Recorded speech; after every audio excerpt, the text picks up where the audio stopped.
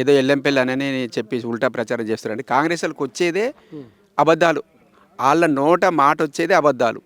ఏది చేసినా ఇక రైతుల గురించి ఏం చేసిండంటే, మీరు కేసీఆర్ ఇచ్చే 10,000 కాదు 15,000 నేను ఇస్తా, ఎమ్మటే రుణమాఫీ చేస్తా, 2 లక్షలు తెచ్చుకోర్రి, రైతులకు రైతు బీమా ఇస్తా, మహిళలకు 2,500 ఇస్తా, పిల్లలకు స్కూటీలు ఇస్తా, ఎస్సీలకు 12 లక్షలు ఇస్తా, ఆయన 10 ఇస్తుండు కదా.